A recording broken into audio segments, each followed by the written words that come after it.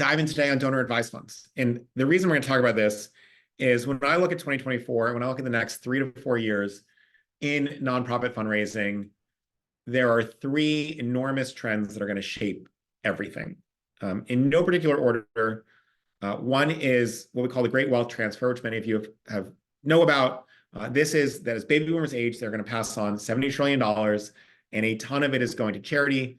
Many of you are already having your very best year in planned giving this year. Many of you will have your best year next year. In 2024, 2025 will be better than that, et cetera. Like, this is an enormous moment for planned giving. So that's one. Second is donor advised funds. I mean, donor advised funds are likely to hit $70 billion in giving this year. They're growing so quickly that it is really shaping the way that fundraising is happening. We'll talk a lot more about this. The whole session's on donor advised funds. And the third is the rise of artificial intelligence and how that's going to shape both the modern economy. It's going to shape giving. It's going to shape fundraising in a really interesting way.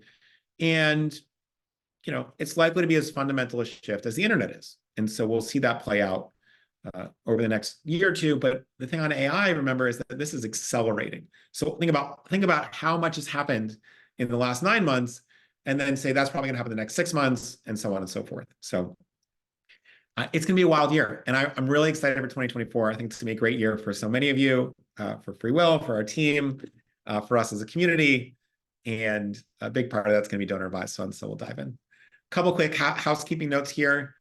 This, like the other sessions, are all approved for 1.0 CFRE credits. We've added a question at the end. So at the end of the webinar, we drop a question in the chat. You make a note and we certify it. You don't get a certificate or anything, but if you ever get audited, we get to back you up. So please do that. Here's the agenda for today. The important thing is at the bottom. Many of you are already asked this. The slides will be sent around after the fact. The recording will be sent around after the fact. If you are hard of sight, I will be describing any relevant graphs or images. I won't be describing all the pictures that are not necessarily core to the message, just to keep things moving. And if you are hearing impaired or hard of hearing, you can turn on closed captioning. And the closed captioning on Zoom is getting pretty good. So feel free to do that as well. Okay, so quick intros. My name is Patrick. I've met a lot of you in person. I've met a lot of you virtually. Really lucky to be the co-founder of FreeWill alongside Jenny, pictured here.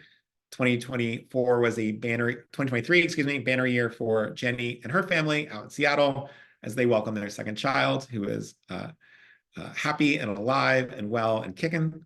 It was also a great year for the FreeWill team. We are still closing in on $10 billion committed to charity, closing in on 1,500 nonprofit partners. We together have 4 centuries of combined fundraising experience because we are old and because there's a lot of us coming from a lot of great backgrounds trying to help you all. And then a really quick shout out to the sort of whole FreeWill community and all our partners. So almost $2 billion committed through estate plans, 10,000 different pieces of custom content were written by our team. It still takes about 25 minutes for a normal person to finish a will on FreeWill, which is very exciting. Almost 250,000 people did their estate plans on FreeWill. This is by far the largest estate planning tool in the United States. 22,000 of us attended a webinar, so that's wild. And we had 6,000 meetings with individual nonprofits, really helping them shape strategies. So it's been a big year, a big, exciting one. And for those of you that are FreeWill partners, just wanted to send some extra love there. And then speaking of extra love, as a really big thank you going into the new year, as we're all thinking about how do we be the best versions of ourselves, we are going to share this book, one of my favorite books called Atomic Habits by James Clear. We'll send it to 20 people as a gift. The way that you are eligible for this is at the end of the session, drop your name and your address in the survey, and hopefully it will be a special Christmas surprise for you. So check that out. Some of you have read it already. Great book. Really, you know, I really like the sort of educational books that are extremely practical. What do I actually do? That's sort of how we try to shape these. And Atomic Habits is one of those. So let me know. Chris says that they just read it for the second time. Okay, a couple things here. We asked you how your week was. Generally looking up, a little bit of anxiety there, but feeling good. And we're a lot more bullish than we were a month ago on hitting our goals this year. So this is a big deal. I'm hearing left and right from organizations that are having a very good end of year. We saw record giving on our site in October. November, Q4 is looking really good, looking better than Q4 was in 2021, which was a really great year. 2022 was a down year across the board. So feeling really, really excited. All right, one of the things that we're excited about going into 2024 and looking back this year is the rise of donor-advised funds. So first, I'm going to walk you through the basics of them, right? Let's all just align on the definitions. What are they? What aren't they? Then we'll talk about some of the big trends. Then we'll talk about what to do about it. So if that sounds good, come hang out. What is a donor-advised fund? If you already know this, just forgive me, but I want to get everybody on the same page. Donors put money into an investment fund with a sponsoring organization, a community foundation, a financial institution, something else, and then recommend grants out to charity at a later point. They're not technically donations at a later point, but they sort of are, right? So they're coming out of it. The big benefit here is donors get an immediate tax benefit. So as soon as that money, I put last 3 weeks ago, I put some Google stock that I bought in 2012 that did super well, put it into a donor advised fund. Hopefully some of you will get grants out of that donor advised fund this year. Even if the money, but I get an immediate tax benefit whether or not I grant it, but I will grant it for the most part this year. And while donors technically recommend grants, right? So theoretically, the donor advised funds in total control, those organizations basically never go against the donor's wishes. There are some really edge cases. It doesn't really matter for our purposes. I'm still mostly in control of that. What else? The money that goes in there doesn't just hang out as money, right? It's invested in accounts, usually in mutual funds and other sort of index funds. So the fund grows over time. And then sponsoring organizations, let's say you're Fidelity, right? Fidelity makes money often on management fees of the donor advised funds. That's how Fidelity Charitable gets paid. And oftentimes they're investing in Fidelity index funds. So there's some management fees there, right? That's how these things stay in business. Does that all make sense? Feel free to ask for some questions. So what can donors give? Well, they can give cash, but that's actually not the most common. More likely, 2/3 of the stuff going in is not cash. That's a really important point. You know, part of the reason donor advised funds have grown so quickly is they're really good at this not cash stuff. What does that mean? It means publicly traded securities, which is a fancy way of saying stocks, right? Stocks on the stock market. Cryptocurrency, big use of donor advised funds. Mutual funds, which are just a collection of publicly traded stocks. Non-publicly traded assets, right? So if you worked at a startup, you want to give some of your shares to a donor advised fund, you could. If you have a law firm, you can give a partial interest to a donor advised fund, et cetera, et cetera. Many donor advised funds have a minimum. Historically, they've had a lot of minimums. I've heard some community foundations are as high as $500,000. A lot of DAFs have a $5,000 or $25,000 minimum. But two of the biggest ones, Fidelity and Schwab, which are related to Fidelity, the financial institution, and Charles Schwab, the financial institution, have no minimums. So they're really expanding this and making them more democratic. So it's easier and easier for anyone to make a DAF. We rarely see people close their DAFs. We much more often see people open their DAFs, which is part of the reason that DAFs are going up. So how do these differ from other non-cash gifts? Well, a couple things that are important to keep in mind. This is, by the way, the responsibility is ultimately on the donor, but you should be helpful here. You cannot buy things with a donor advised fund. You have already gotten a tax deduction. You do not get value for those. So they can't be used for bifurcated payments. Things like stock and crypto can often be. So we forget about this. So people can pay for gala tickets with stock, et cetera. But you can't split it up, right? So donors save on capital gains for the whole gift, get a big tax deduction, et cetera, often, but not full, because we don't get tax deductions for the value of what we're getting. Another way to say this is if I pay $1,000 for a seat at the gala and the dinner is valued at $200, $800 of that is tax deductible, $200 is just me buying dinner, the way that if I went to a different restaurant, it would be. Another way to think about this is I went to Georgetown undergrad. There was a time when Georgetown had a great basketball team. We are sadly past that time. But it used to be the case before I was donating to Georgetown that you could donate a whole bunch of money, you get free basketball tickets. Well, you cannot do that with the donor advised funds. You cannot get stuff that matters with a donor advised fund. Now, there are some things that don't sort of have value, even if you might find them valuable. They may be as small as a little lapel pin, which is insignificant, that you will not get penalized for that.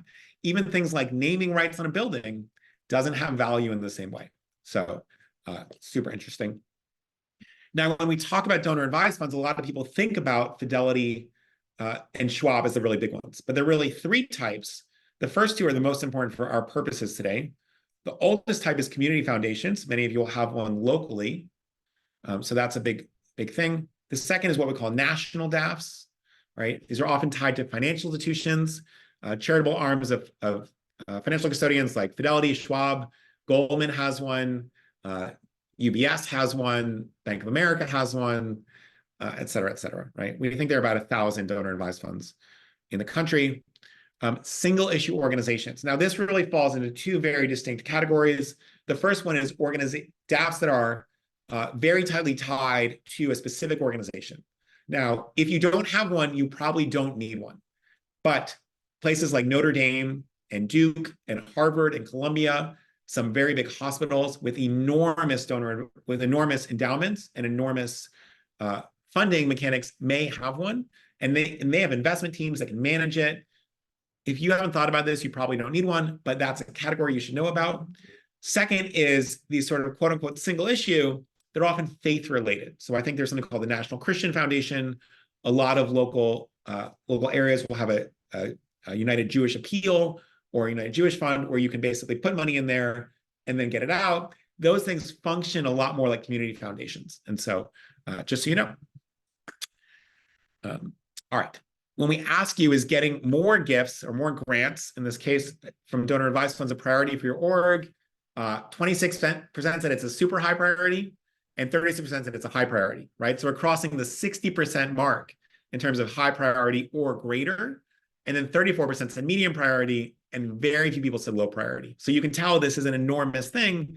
You can also tell because we have 1,200 people on the call, and it's 6 days until Christmas and 12 days until the end of the year. So this is a really, really big deal. Now, do we expect to receive more DAFs? Everybody says yes. Some people don't know. Nobody says no, right? So we can see the momentum building here and the trends that are happening. Now, we would just like to give a shout out to the Nonprofit Philanthropic Trust, which is one DAF. But every year they put together a report, usually comes out around November, and looks at trends of all of the previous year. So it's a little delayed, but that's because they're compiling the 990 tax information of all of the DAFs, putting it together, doing a lot of hard work. So if NPT is on the call, big thank you to you for doing that. And so what are we seeing? We're seeing that DAFs continue to be on the rise. There are 2 million donor advised fund accounts. That probably represents about 3 million people. Now, why is that? Because some families, especially couples, have joint accounts, right? So let's call it 3 million people have DAFs. That is only 1% of the United States population, a little bit more of the US adult population, but a lot of room to grow. So we're seeing this grow. In 2022, grants amounted for 23%, meaning of all the money that started in 2021, started at the beginning of 2022, 23% of that went out to charities.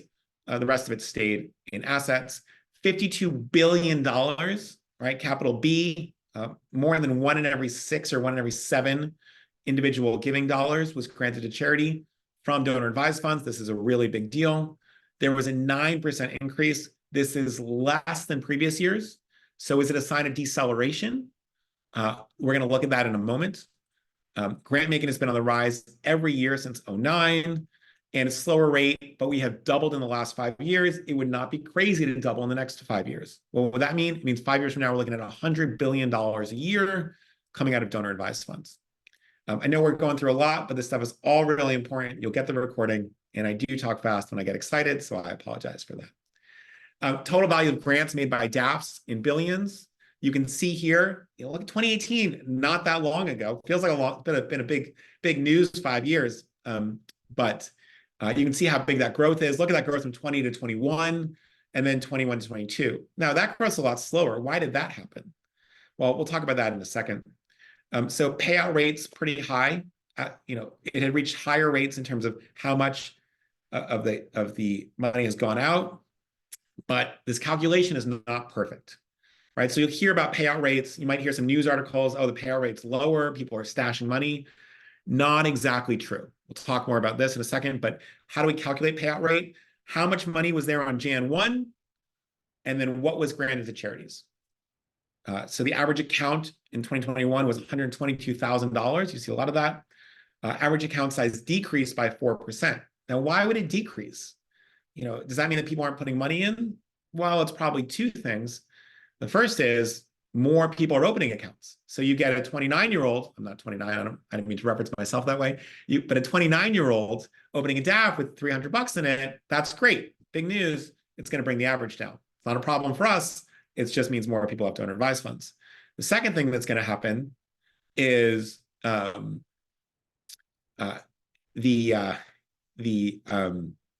second piece here is that the stock market went down. And so a lot of that money that went into DAFs actually shrunk in the first part of the year.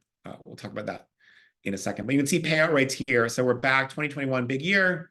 2022, back down a lot. So contributions are going in, right? More money is going into DAFs. This is a big deal. It grew by 9%. Total assets went down a little bit. So how did this happen? Not a huge spike in money going out, a lot of money going in. What happened here? Well, in 2022, there was $230 billion in assets. That's big news. But what happened? Remember that money's all invested. So when the market turns down, all the money in donor advised funds reduces. Because you have $100,000 in an index fund takes a dive, suddenly you have $80,000, right? So it's not that all this money went into someone's pockets. Instead, stock market goes up and down. There's a question that says, how much does FreeWill get paid to carry the water of major donor advised funds? That is not a serious question. We do not get paid by major DAFs. These are all important points here. Thank you for that. Okay, understanding how the stock market affects donor advised fund giving. So if you really want to understand DAFs, we have to understand it in the context of the broader economy and specifically the stock market in the United States, so we get a better sense of how it's growing, right? If it's growing 20%, does it mean that DAFs are hot?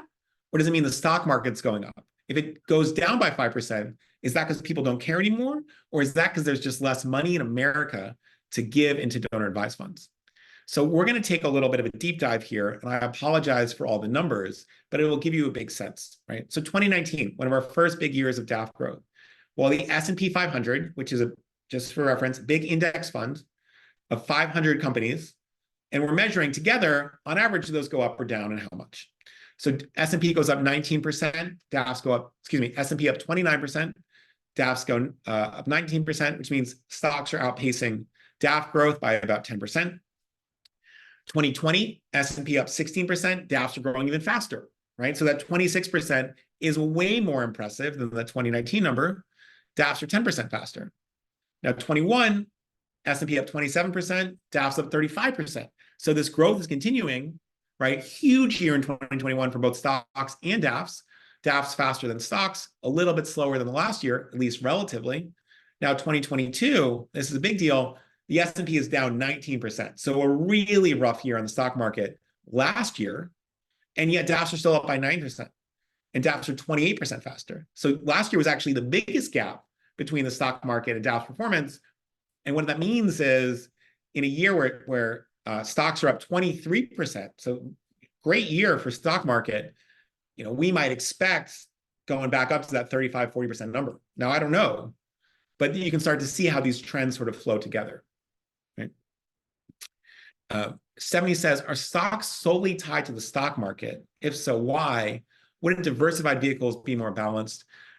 70, people tend to be a little bit more sort of, index fundy in donor advised funds, meaning they're not doing a lot of really conservative bonds, which you might do if you're a 65-year-old looking to retire and don't want to be subject to fluctuations. They don't do a bunch of individual stock picking the way you might if you're a younger investor. Not that stock picking is a great move across the board, but that's generally why the case is. Great question. Also remember, this payout rate could be a little misleading. So we saw the payout rate dipped. What's going on there? Well, what it really is payout rate is how much is paid out compared to Jan 1. Remember that? But in 2022, the stock market's looking really good on Jan 1 and then dives in March and April. And so there's less money to grant than it might seem. So you might actually have, we go deeper, we might have had a much higher payout rate of all the money available to give but by the time we gave it, there was just less to go around, right? So I wouldn't stress about the payout rate right now. Good questions. One more note on payout rates. This is a really important point. I think that DAFs get a little bit of a bum rap in the news sometimes. If you look at the payout rate of private foundations, right, you can see on the right side here, there's about $1.15 trillion with a T in private foundations and about $100 billion, which is great, given out every year. That's what, 8.5%, 9%? Someone can do the math. Now, charitable assets in DAFs starts the year at 228, 52. You can see that more than half of what foundations are giving, donor advised funds are giving, with 20, 25% of I don't know where that sound is coming from. Let's see if we can. Interesting. Well, that's wild. I don't know where that music came from. It's good. Well, we'll start that out if it happens again. I'll have to go open every tab and figure it all out. Who knows? Good end to the year that way. Little holiday beats. Okay, so now we need a plan for DAFs in 2024. Remember, as I mentioned earlier, only about 1% of American adults have one.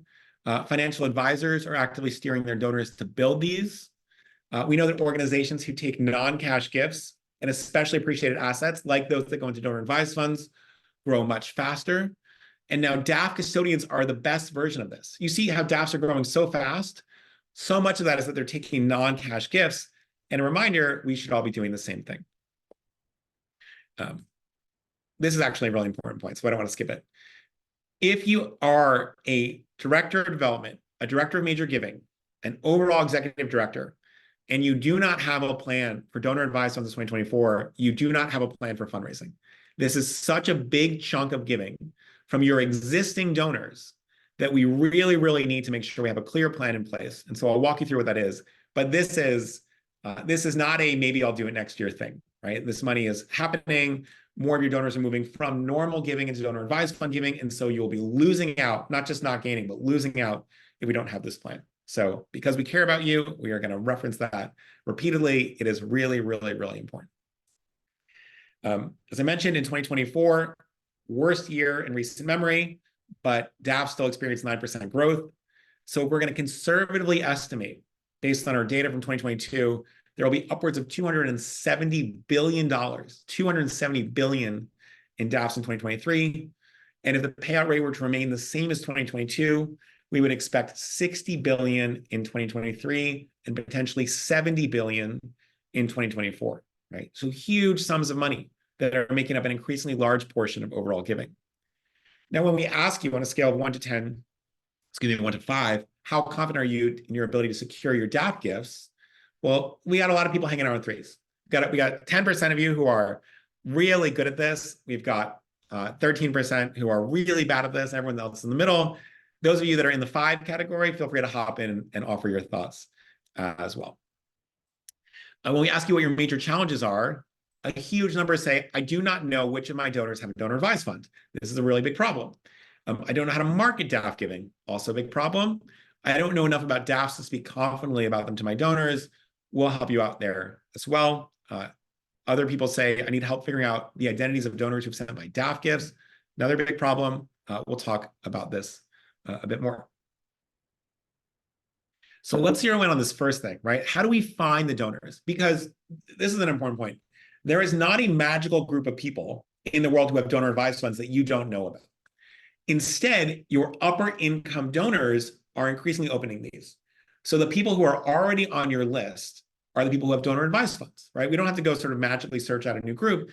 What we need to do is be able to reach to those people who we're already talking to, who already care about our organization and have donor advised funds. More people are opening them than ever. There are 2 million, right? This is growing and growing and growing. It's a huge interest in structured philanthropy, and it's a big shift in how donors are choosing to give. So we need to be ready for that as fundraisers. Our first tip, and this is an obvious one, but it's something that not enough people are doing, so we're going to name it, is every major donor conversation, you need to be asking if they have a donor advised fund. How do we do this? You just say something like this. Many supporters, many congregants, many alumni, whatever it is, give out of a donor advised fund? Would you like information on how other people are using their donor advised funds to make a bigger impact? Now, someone will say, oh, I would love more information. We just opened one, or my wife and I have one, or I don't have one. No, thank you. And that's great. That's what you want to know, because then we can start talking more specifically about gifts. Now, things like, well, if they say yes, well, that's great. I was talking to this guy, Steve. He was an alumni the year ahead of you. They just made a really big grant, et cetera, et cetera. And we can talk about that in the context of how other people are doing this. And it tends to be very powerful. Second, again, obvious, but 80% of you are probably not doing this yet. On your checkout page, on your donate page, not buried in some ways to give side, on your donate page, we want a link that says give from my donor advised fund. This will encourage larger gifts from those who are looking to make a donation and who have a DAF. And it should take them to a separate page that guides them through the DAF grant process. Right? So really, really, really important. Remember, DAF gifts are so much larger than cash gifts. So we do not want cash gifts from people who have a DAF. We want DAF gifts because it also allows us to identify who that donor is. Considering adding a Giving by DAFs page to your site as well, so that those who have a DAF, remember, it's very new to these people, right? So we need to educate them as well. They're not experts, right? Many fundraisers think rich people are smart about everything. That is 100% false, right? There's a lot to learn from them. And so there's a big opportunity here to educate folks. We can explain how giving is easier for donors, how it makes more gifts available for charitable causes. On your ways to give page, right? We do want it on the donate page. We also want it on the ways to give side. Instead of creating a separate page, try adding this language to your existing ways to give page. When you make a donor advised fund gift, it's possible that the sponsoring org will not share information with us. Please send us a note at this email address or fill out this form, whatever, so we can make sure to match your gift and make sure it goes to the right place. When we ask for information, we need to provide the reason that it's valuable to the donor to give that. Right? So we're making sure your gift goes to the right place. We're making sure we can acknowledge it properly. Number 3, all outreach should include an option to give from donor advised funds. This is really, really, really important. Every time a donor gives with a DAF, every time a donor with a DAF gives with cash, we are losing. It's a much smaller gift, and we will not find out who it is. You can see here that on Fidelity Charitable, 44 times as large as a normal cash gift, right? So do not miss out on these.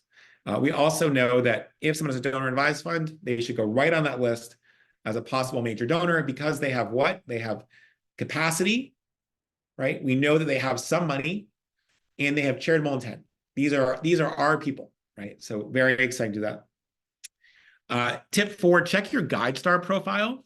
Now, national DAFs like Fidelity and Schwab do not recommend charities for specific grants. So you're not going to get anywhere by going to Fidelity and saying, we do amazing work. We know you do amazing work. They do not care. They work for the donors and the grant holders or the account holders, not you. It's not their job, but they will refer to GuideStar to verify the status and legitimacy of charities and make sure money is being routed correctly. Also, is GuideStar renamed Candid? Did we need today? Did I miss that? Someone can help us out in the chat. Thank you, Candid. Okay, so go check out Candid. If you Google GuideStar, it will take you right to the Candid page. No harm, no foul. But you want to make things like your EIN websites, 990s are all up to date. Most of you are already there. So thank you, everyone who helped out there. Tip 5. Remember, we said Fidelity and Schwab do not care. Not they don't care about you, but they are not interested in hearing from you. Community foundations, different story. They'll be much more active in recommending nonprofits to DAF holders. In 2022, grants from DAFs at community foundations made up 23% of all grant dollars. So the national DAFs are still the biggest. Total value of DAF grants was $12 billion in 2022 from community foundations. So how do we work with these folks? You should know what key areas of focus are your local community foundations. And this is the best thing to do. Set up coffee with the program officer or tea or whatever they want to do. And don't say, we're so great, here's 5 things about how great we are. Say, what are your donors looking to fund? So we can come back to you when we have a great fit. And they'll say, oh, well, someone's really interested in local animals, someone's interested in local preservation, someone wants to help, young children in the neighborhood, whatever it is. And then if you have something that fits that, you go back and say, oh, here's an opportunity. So we do that, right? Instead of making it all about us, make their job easier. And then instead of just saying we're great, say, look, specific funding opportunity. Is there anyone that might be a good fit here for this opportunity, this project? All right, so that's how we're going to identify some of these donors. What are some other tips to get more of these gifts? First one, as I mentioned earlier, these DAFs are new to you, right? Very few of you said I'm a 5. Most of you said I'm a 3. Some of you said I'm a 1. So what does that mean? Well, hundreds of thousands of DAF accounts have been opened in the last few years. More than 1 million have been opened in the last 5 years. So they're new to donors too. Do not believe that donors know everything about how to use a donor advised fund account. Many are trying to understand them still. And so you can shape behavior now because these folks will have them for the rest of their life. So these years are really important to get them giving to you and to get them to giving large gifts out of their DAF, because that will continue and continue and continue. DAFs are also starting to shift to younger donors. So the older donors are still having them. We're not leaving those folks behind. And 80% of folks are over 50, but 13% of DAFs are owned by millennials in 2019. Unfortunately, we don't have updated numbers. So we'll start to see that grow a bunch. And part of it is that workplaces are adding DAFs as a perk. And so those often have no minimums, and therefore you get more younger donors there. Now, why does this matter? Remember, the great wealth transfer is one of our 3 big trends. While a lot of money is moving to millennials over the next 15 years, as their parents pass away and millennials inherit it. So you're going to see huge wealth jumps among millennials, and that's all going to make sense. DAF donors are actively engaged in giving, right? So 88% of DAFs made at least 1 grant in 2022. This money is happening, it's coming out. The average account made 12 grants, right? Donors are committed to their favorite charities and causes. More than 3/4 went to a charity the donor had previously supported.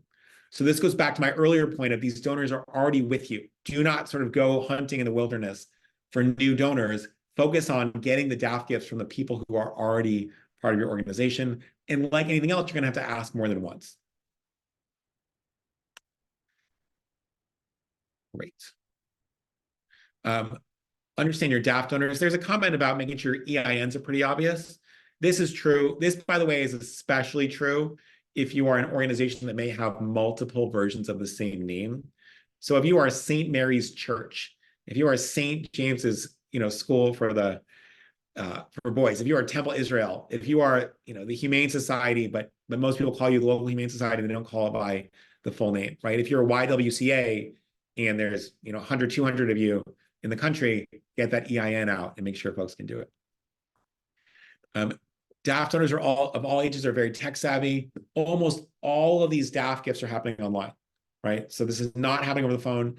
It's not happening by mail. Your donors are online, right? Your major donors are online. And that's another case for making sure that this is happening over email on your website, right? There's no excuse for not having your digital presence to be very DAF focused. Second thing, we're thinking outside the box. One of the big audiences who have donor advised funds who are not asked for donor advised fund gifts, and it hurts me when this doesn't happen, is your former board members. These are people who have the demographic, the psychographic, the behavioral trends of DAF donors. They're older, they're wealthier, they really freaking care about your organization. Go ask these people, right? Make a list of the past board members, call to check in on them, ask if they have a donor advised fund. Step 3. We are getting a tag in every database that says has a donor advised fund. Doesn't mean I already gave to you, but if I have a conversation with you and you find out that I have a donor advised fund, you sure better mark that in the database. So when we're doing donor advised fund marketing, or even our next one-on-one conversation, we talk about that. And so every survey, every conversation, we're going to start marking them. Some CRMs are so old they don't have this. Honestly, go yell at that CRM if that's true. But just figure out a different tag and repurpose it if you need it. Tip 4, learn how to navigate national DAFs. Remember, less active role here. They're not seen by their donors as philanthropic experts the way community foundations are. So it's a poor use of your time. Do not go knocking on Fidelity's door. It is not worth your time. Instead, focus on cultivating your existing donor base, right? So important stuff here. But you do want to understand that these are the things that are growing. When we look at the last 5 years, so much of the growth in DAFs is happening at these national institutions, because financial advisors are incentivized to do this. They're excited about it. And so they're the ones saying, hey, why have you thought about opening it? Are you doing any charitable giving? Have you thought about opening a DAF? Maybe we can take this highly appreciated stock, move it over here, And all of that is how this all happens, right? So there's a lot of work behind the scenes. And so we need to make sure we understand them, but we're not going to do it. Okay, a couple other really big things that most of you are missing, even the folks that are fives. So make sure to pay attention here. If you have donor advised fund donors, you can suggest recurring gifts. Most donors do not know that this is an option. Most fundraisers do not know this is an option. And here's how you message it, right? So if I'm asking you, I see Steve and Brenda and Maria in the chat. Guys, if I'm asking you for donor advised fund recurring gift, this is what I'm going to tell you. I'm going to say, Brenda, one of the biggest barriers to even more impact, because I know that's the thing you want most is more impact, is that we often don't have certainty about how much money will come in during a given year. Many people choose right now, I'm saying other people like you do this, so it's a social norm, choose to make a recurring gift because it allows us to plan more thoughtfully and make the most of your donations. And you can always cancel if you change your mind. That third thing is, oh, I don't want to get locked in. You're not locked in. But do you know the difference between opt-outs and opt-in? Once someone's in, they're much less likely to cancel than in terms of not giving another gift if they're not opted in. And so this is really important. And make sure that your gift officers are trained in this kind of language here. 6, ask about beneficiary designations. Now, we talked about how important planned giving is, and we talked about how much money is in donor advised funds at the end of this year.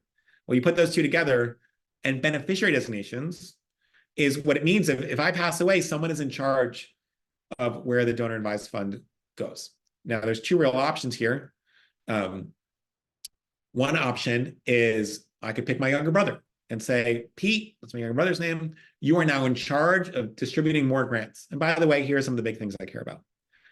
You could also say, it all just goes to, all just goes to Komen to fund breast cancer research. It all goes to Sierra Club to protect the environment. And you can actually have a nonprofit where if I pass away, all the money goes there. And so both of those are good options. Here's some language that you can use. One thing that I've seen is that many of our donors forget to add beneficiary designations. You may have already thought about this. We don't want to tell them they've forgotten, even though they have. We want to be very gentle here. You may have already thought of this, but just in case, I wanted to raise it. Would you like me to talk you through some of the options? And so this creates that opportunity here. Last thing here, and I really love this pair of giraffes photo, by the way, is that matching gifts are a thing, right? So many donors do not know that grants from donor advised funds, but not donations to donor advised funds, that those are eligible for employee matching in many cases, not always, in many cases. So something like, thank you so much for your grant. You may already know this, but many of our supporters don't realize they can get their donor advised fund gift matched by their employer. Does your employer do matching gifts? Right, this is very helpful here. Very quickly, how a lot of people are using different technology. One thing that we're doing with a lot of partners is, this is what a donor advised fund page looks like. You enter some information so that I now know who to thank and where that grant is going to go, right? Not just to the organization, but it's going specifically to rescue puppies, or it's going to athletics, or it's going to cardiology in the hospital. And then you can actually log in on some of this technology to your account, select an amount, and grant it all from the page that is your donate page, which is really interesting. This is a big evolution in the last 18 months in terms of technology, and a lot of people are using it. So feel free to, we're not going to talk much about this now, but I just wanted to let you know where the world is going in this direction. 1 or 2 final thoughts, and we have a lot of questions to dive in on. We'll probably end a little bit early today because I know folks are really, really busy right now. But a couple quick things. One of the very best ways to get exceptional donor advised funds is to get great at taking gifts that are not out of donor advised funds. Now, what do we mean by that? Remember that 2/3 of all funds going to DAFs are not cash. They're stocks, they're mutual funds, they're crypto, they're private business interests. Now, national DAFs, right? When things are growing very quickly, we have to ask, why are they growing so quickly? Well, national DAFs make it easier than you do right now to make non-cash gifts, which is driving a huge portion of their growth. This is one of the reasons that national DAFs are growing so quickly. And so if you can make it easy to give stock, to give mutual funds, to give crypto, to give real estate, many will skip the donor advised fund and give it directly to you. In fact, see if this is here. One of the hypotheses that we had over the last 4 years is that stock giving would go down to charities. Why would stock giving go down? Stock giving would go down because people are going to give the stock to donor advised funds and then give it to charities. And what's happening is that stock giving is actually going up. Now, why is that happening, right? It's so easy to give to DAFs. It's because donors are now getting in the habit more and more of giving non-cash gifts. And so if there's a big appeal from your organization, they might say, oh, I'm used to giving stock now. Let me just send 10 shares your way worth $10,000. And I'm going to do that instead of a cash gift. And by the way, that gift's going to be bigger than the cash gift. So really exciting there. Okay.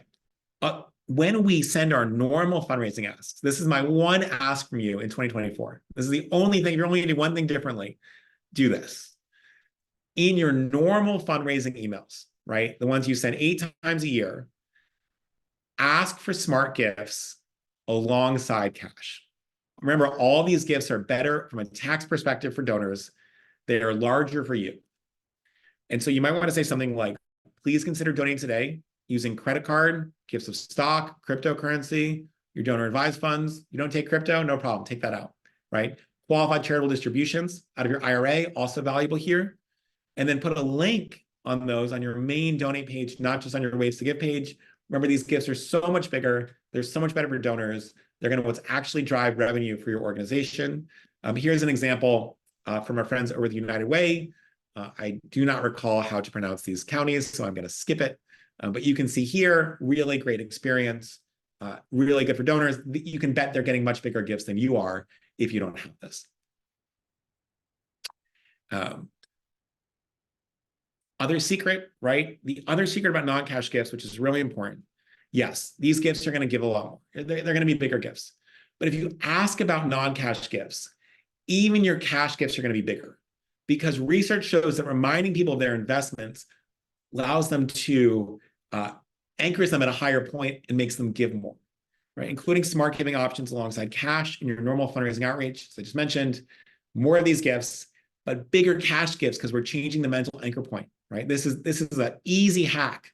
You add this sentence 8 times a year, and you will get larger cash gifts. It's a really good tip that requires basically no work and will result in much better outcomes. Okay, that is what we have to cover. A couple of resources we want to share, one announcement, and then we will get to some question and answers. But just so grateful to have everybody here. So first things first, my colleague Phoebe, thank you, Phoebe, just dropped a survey in the chat. You can see it. It's at 12:47. And please, if you don't mind, click that right now. Add your name and address. This is an option to get the Atomic Habits book. Other things we'll do is we're going to send you an acknowledgement letter for DAF donors, right? We've got a lot of questions. A lot of people have asked for this, so we made it. Thank you to our marketing and our content teams for putting this together. And you'll get a download link for this as well. Now, why is this important? Because DAF acknowledgement letters are not the same as tax receipts for a variety of reasons. So we'll do that as well. And then this is September 21st. So on Thursday, if you would like, and we know we're getting close to the holidays, but we would love to hang out with you just a little bit more. We are going to do a deep dive on all the technology that FreeWill builds and uses and helps charities use to raise a lot more money. So if you would like to join us, I will be leading it. It's probably going to be about 35 minutes, so it's not too long, at noon Eastern, so 47 hours from right now on Thursday. So come hang out with us. Feel free to bring your Santa hats, your dreidel sweaters, your hot chocolate, whatever you want.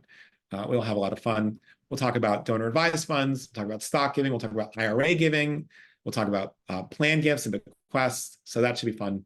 And feel free to join us there. There's a quick RSVP in the survey as well. And with that, again, fill out the survey. I keep a broken record there.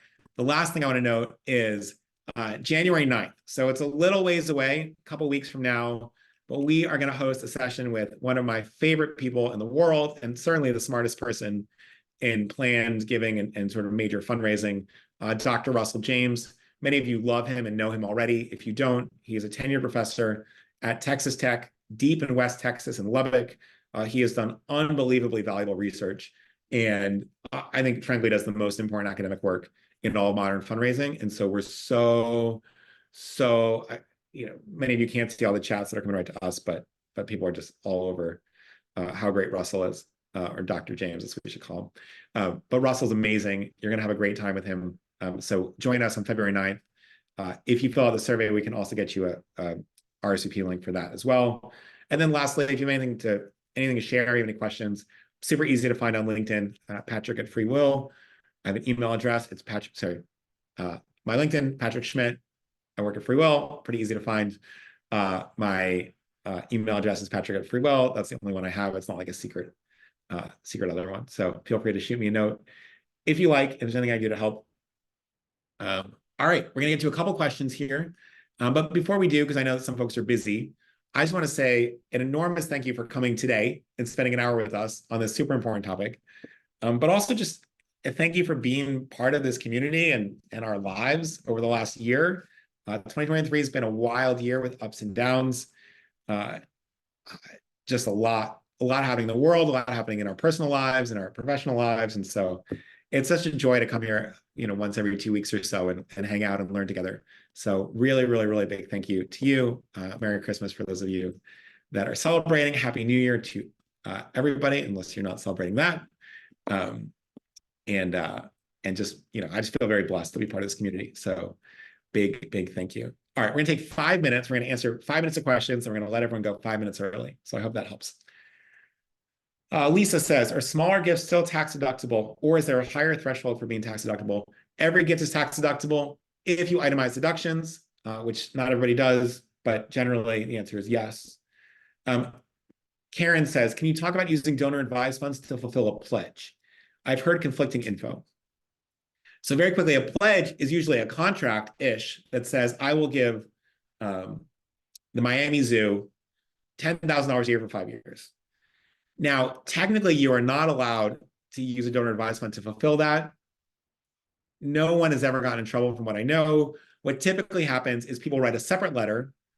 They'll say, in lieu of the pledge, or I'm tearing up the pledge, and instead I'm writing you these checks on my donor advised funds. Very simple and straightforward.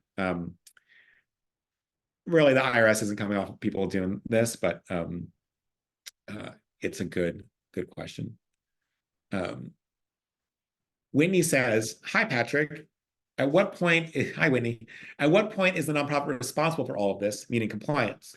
We have a scholarship fund that holds a large golf outing where people pay for tickets, sponsorship, et cetera. And I know some are doing it through their DAF. To what point do I need to argue with these people versus sending them a letter and letting them know whether or not they write it off between them and their accounts? Whitney, great question. Ultimately, the donor is responsible here in their accounts, right? So you want to provide guidance, but legally, the obligations are between them and their accountants and the IRS. You do have to provide, you can't provide tax-deductible receipts to a donor advised fund gift if you get that, because that, as you remember, that receipt is actually going to the custodian, not the individual, right? So you have an acknowledgement letter, but it is ultimately not your responsibility. That said, providing general guidance is very helpful. There are a bunch of questions like this one from Amberine. Do donor advised funds have to be used or dispersed by Fidelity, et cetera, within a certain time frame? Right now, there is no legislation mandating payout rates or minimum payout rates among donor advised fund accounts. There is some pressure in Congress to create legislation that would mandate minimum payout rates for donor advised funds over a certain time. My guess is that this would be mandated at around the 5% mark, which is the same as private foundations. Now, keep in mind that the current payout rate is between 22 and 30% based on the year. So most donor advised funds are wildly above this. Now, there are some that may not pay that out every year. And would it be a bad thing to have legislation there? I don't think so. Would it move the needle on gifts? I don't really think so. There's some risk that a 5% minimum payout rate anchors people to that payout rate. You see how the payout rate from donor advised funds is much higher than it is for private foundations, even though private foundations have a minimum floor. So I would want to try to do some research before we pass that legislation to make sure we're not actually pushing the payout rate down, even if everyone's got to pay out a little bit. So big thing to think about. Great question.